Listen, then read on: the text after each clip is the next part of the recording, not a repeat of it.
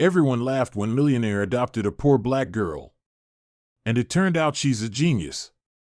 The first time Ethan Grayson saw her, she wasn't crying. She wasn't begging for help. She was sitting on a cracked curb outside the group home. A little black girl with bright red sandals, a faded blue top, and her arms crossed like she ran the whole block. Everyone else walked past her. But Ethan, in his ridiculous purple designer suit, gold-rimmed glasses, and that ever-knowing air of importance, he stopped. "Where's your mom, sweetheart?" The girl looked up at him, one eyebrow raised. "I don't know." "Where's yours?" That was the moment Ethan knew he was in trouble. Her name was Zuri. She was 4. No known parents. Quiet but not shy. Observant, fierce. The staff at the foster home whispered that she gave them chills, that she barely spoke until she spoke volumes. That sometimes she took things apart and put them back together better. Ethan wasn't there for charity. He had just won a massive lawsuit, and his PR manager said adopting a child might soften his public image. But now he couldn't stop thinking about this one girl. Not the cute babies, not the bubbly toddlers. Just her. The serious one with the red skirt and the eyes that made him feel like a liar. The paperwork was rushed. Lawyers advised against it. Social media exploded. Millionaire buys himself a foster kid, desperate for sympathy points. He'll return her in a week. But he brought her home to his mansion with the marble floors and gold faucets. And she didn't touch anything. Didn't speak. Just walked into the foyer, sat on the staircase, and asked, "Where's the quietest room?" That first night, she drew blueprints, in crayon. Blueprints of the mansion, correct to scale. Ethan stared at the floor plan, stunned. "Did someone show you this?" Zuri rolled her eyes. "I counted the steps." By day 5, she'd hacked his smart fridge to speak in full sentences. By day 7, she'd reprogrammed the gate to open only for her voice. He tried to laugh it off. "Must be a fluke," he told his assistant. "She probably saw me do it." But something was shifting, not just in her. In him. He began canceling late-night meetings to help her with puzzles. He turned off his phone during breakfast so she'd tell him her strange little theories about why clouds were just sad marshmallows or how electricity was probably lonely. And one evening, as he walked by the garage, he heard a buzzing sound. He found her surrounded by wires, batteries, and parts from his old coffee machine. "What? What are you doing?" Zuri didn't even look up. "Building a friend." She'd constructed a small robot of blinking, whirring, reacting to light and noise. "Where did you learn this?" "Watched.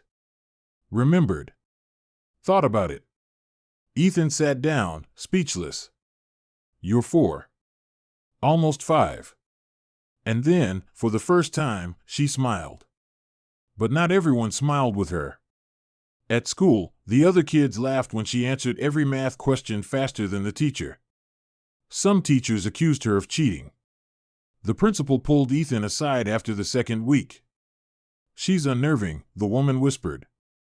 "It's not normal for children to process like this." "Are you sure she belongs here?" Ethan's jaw clenched.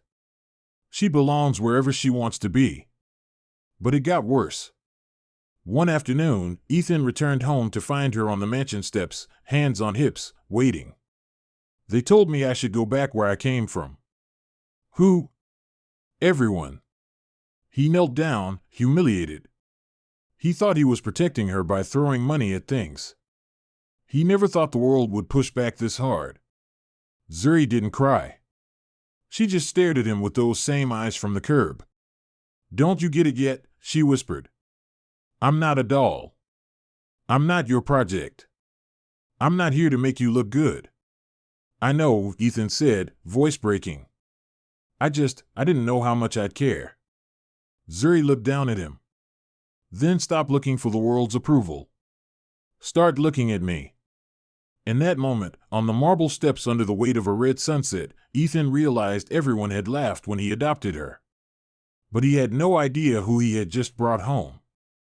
The following months weren't easy. Despite Ethan's best efforts to give her the world, Zuri didn't want it handed to her. She wanted to build it herself. When he gifted her a custom-built playroom filled with dolls, she turned them into circuitry holders. When a world-class tutor arrived to teach her math, she taught him about quantum logic gates.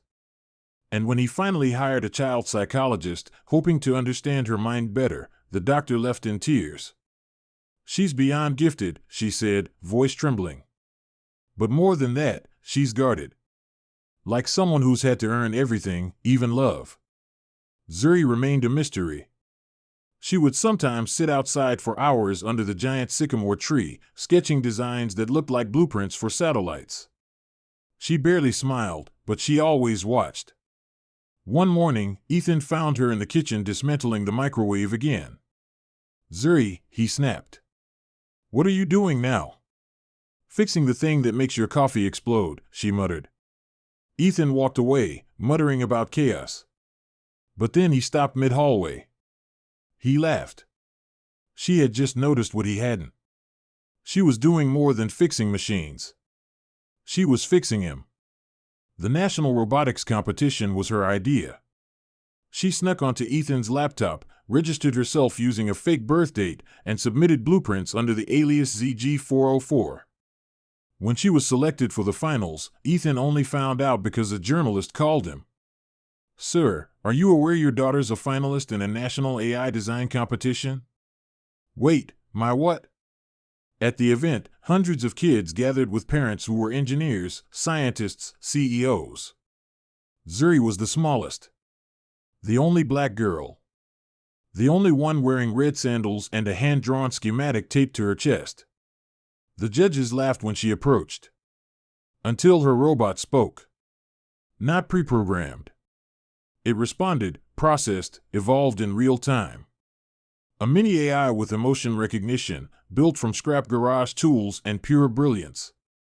By the end, the auditorium was silent. Then, a standing ovation. The press swarmed Ethan. "Where'd you find her? How'd you train her? Is this adoption real?" And that's when Ethan made a choice. He dropped to one knee, put his hand on her shoulder. "I didn't find her," he said into the microphone. "She found me. She's not a project. She's not a miracle. She's Zuri Grayson.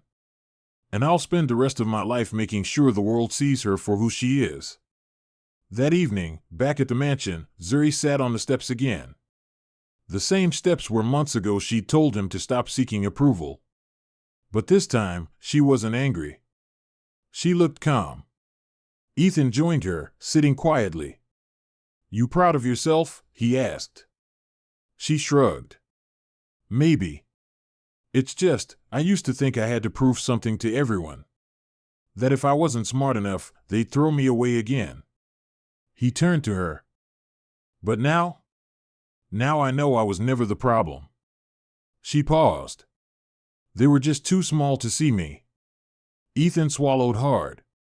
"I saw you," he said. "I just didn't understand what I was looking at." She smiled for the first time in weeks.